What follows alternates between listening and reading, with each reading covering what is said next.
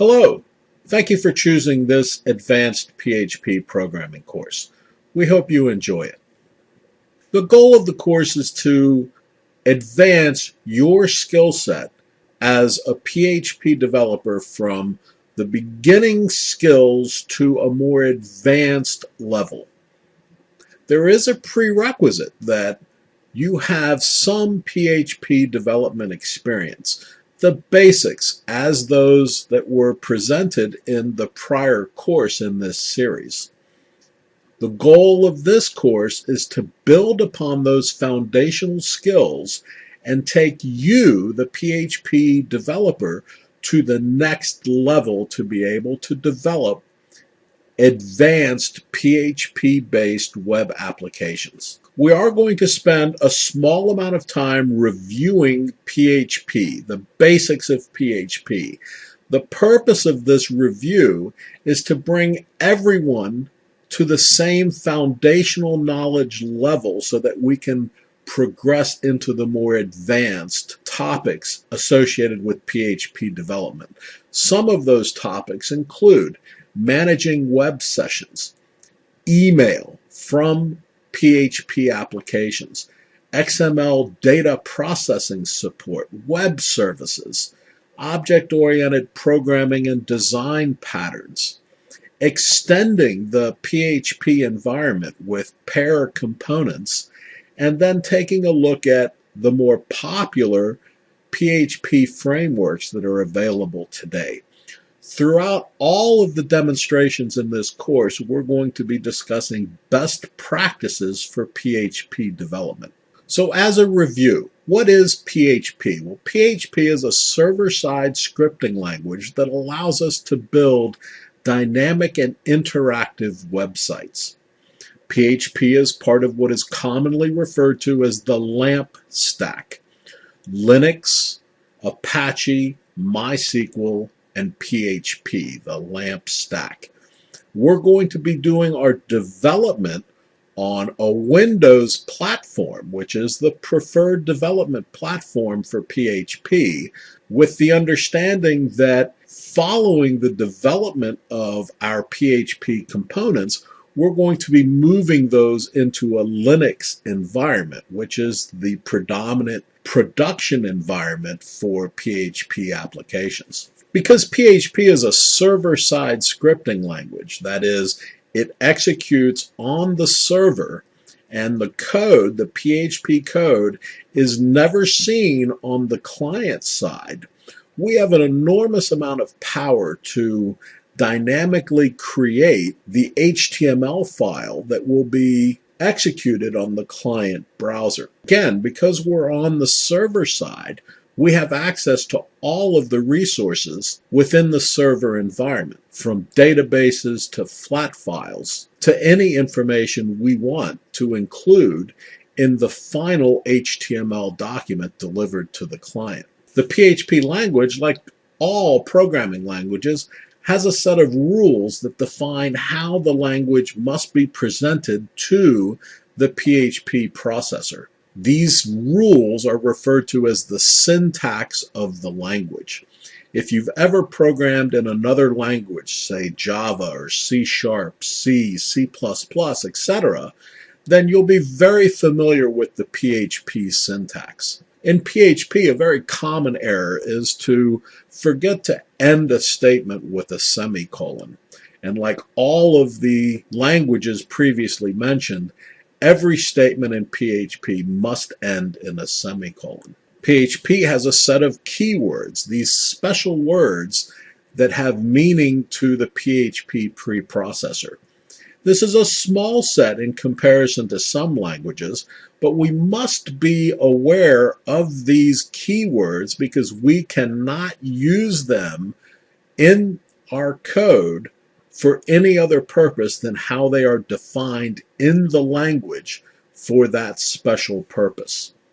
We'll be looking at most of these throughout this course. PHP code may be embedded within our HTML scripts within our web page document. Because of this, we need to be able to mark those PHP code segments so that the PHP preprocessor can act on our PHP code prior to generating the HTML that's sent to the client browser. We do this by using the PHP tags.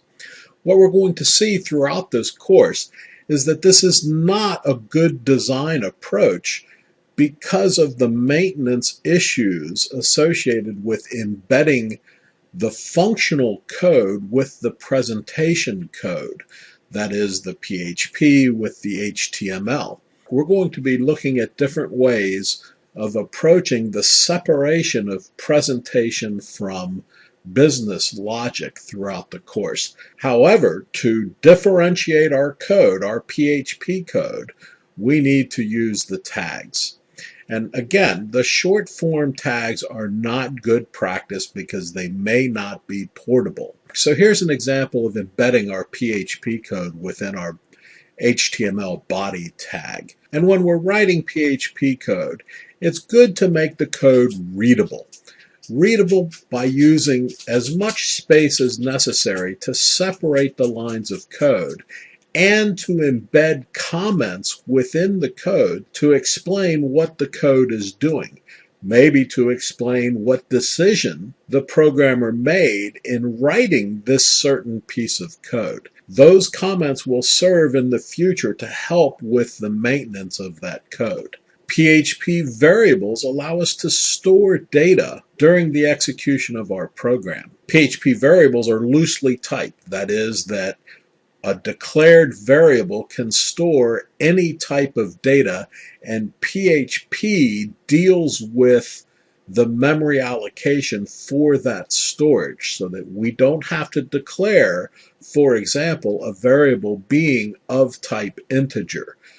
Any variable can store an integer value, likewise a string or a double value. PHP manages behind the scenes for us the underlying storage mechanism for the data within the variables. Again, we refer to PHP variables as being loosely typed.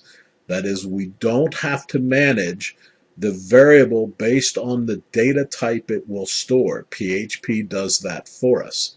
There are rules for defining the variables. They must all begin with the $sign. This is a signal to the preprocessor that what follows is the name of a variable. And then there are rules for the names that cannot start with a number. They can have a number embedded within the name of the variable, but the variable itself must start with either an underscore or a letter from A to Z. And remember that variables are case sensitive. When we create a variable, depending on where it is that we created the variable within our code, that variable is accessible to other parts of the code based on where it was created. This is referred to as the scope of the variable. There are 3 variable scopes in PHP: local, global, and static. PHP provides us with built-in superglobals. These are values that PHP itself populates for us.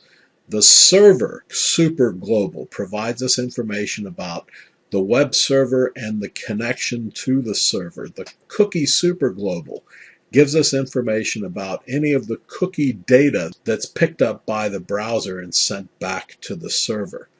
The request, the session, and the environment superglobal gives us information that we can use in our application to provide a better user experience. When we're including string values within our PHP code, we can use single or double quotes to encapsulate those values. If we use single quotes, whatever's inside of those single quotes will not be interpreted, so that if there is a variable enclosed within those single quotes, PHP will not interpret the value of that variable. It will process whatever's within the single quotes as is. In contrast, the double quotes tells PHP, look inside what's in the double quotes, and if there's a variable or or a function call or some other thing that can be interpreted, then interpret that and return the value in place of the variable or the function call. So double quotes will interpret values, single quotes will not. So none of this review should have been a challenge for you. Again, the purpose of this review was to bring everyone up to a common foundation of understanding of PHP. If any of this seemed foreign to you, then please go back and review the introductory PHP course before proceeding further so that you're not challenged with the more advanced topics. Before we go look at some code, just keep in mind that what we're talking about is a review. None of what we've just talked about should be a surprise to anyone who's going forward with this class. So let's go look at some code now.